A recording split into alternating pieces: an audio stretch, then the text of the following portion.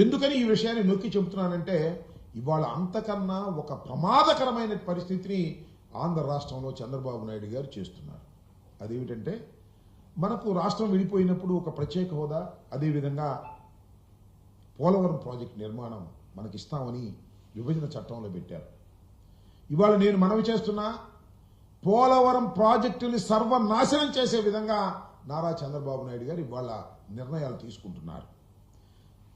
పోలవరం 2 ఎత్తులు అంటే 41.15 ఒక లెవెలు, 45.72 ఒక లెవెలు. మొత్తం టోటల్గా పోలవరం పూర్తి నిర్మాణం జరగాలి అంటే 45.72 లెవెల్కి నీరు నిలపగలగాలి. అలా నీరు నిలిపినప్పుడు మాత్రమే ఖచ్చితంగా ఎన్ని టీఎంసీలు ఉండాలో అన్ని టీఎంసీలు దానిలో నిలుస్తాయి. దానికి కావలసినటువంటి అన్ని వనరులు ఏర్పడతాయి. మీ అందరికీ తెలుసు, మొత్తం టోటల్గా పోలవరం ప్రాజెక్టు పూర్తి అయితే కృష్ణా డెల్టాకు కావాల్సినటువంటి 80 టీఎంసీలు కానీ, లేదు గోదావరికి సంబంధించి గోదావరి డెల్టాకు కావాల్సినటువంటి నీరు కానీ, ఇండస్ట్రియల్కి ఏదైతే విశాఖపట్నంలో ఇండస్ట్రీస్ కావాల్సినటువంటి నీరు కానీ, లేదా త్రాగునీరు కానీ, ఇవన్నీ కూడా రావడానికి అవకాశం ఉంటుంది.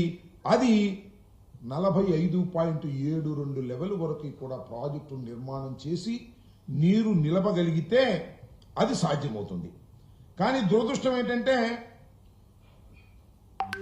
45.72 లెవెల్కి మనం వాటర్ నిలపగలిగితే, అప్పుడు దాకా పూర్తి చేయగలిగితే 194.6 టీఎంసీలు నిల్వ చేసుకోవడానికి అవకాశం ఉంటుంది.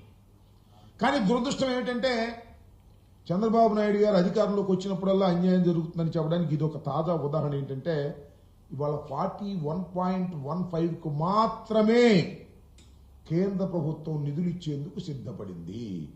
దానికి నారా చంద్రబాబు నాయుడు గారు అంగీకరించి మరొక ద్రోహానికి పాల్పడ్డారు.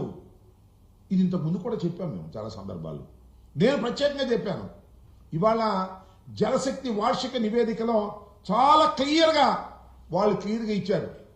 అయ్యా 41.15కు మాత్రమే మేము నిధులు ఇస్తాము. ఆ నిధులు కూడా 12,157.53 కోట్లు ఇచ్చి మేము తప్పుకుంటున్నాము అని చెప్పారు. అంటే ఇక్కడ గమనించాల్సింది ఏంటంటే 30,000 కోట్ల పైచీలకు పూర్తి చేస్తారు. ఇంకా 45.72కి నీరు నిలపాలి అంటే ఇంకా సుమారుగా 25,000 కోట్ల రూపాయలు కావాలి. దానికి మాత్రమే ఇవ్వమని చెప్పేశారు, చేతులు ఎత్తేశారు. చంద్రబాబు నాయుడు గారు అంగీకరించారు. చంద్రబాబు నాయుడు గారు ఎందుకు అంగీకరించారంటే పోలవరం పోయినా పర్వాలేదు కానీ ఆయనకి వేరే ఇంట్రెస్టులు ఉన్నాయి. ఆ ఇంట్రెస్టులు కాపాడుకోవడం కోసం దీన్ని అంగీకరించి ఇవాళ మంట గలిపేటటువంటి కార్యక్రమం చేస్తున్నారు.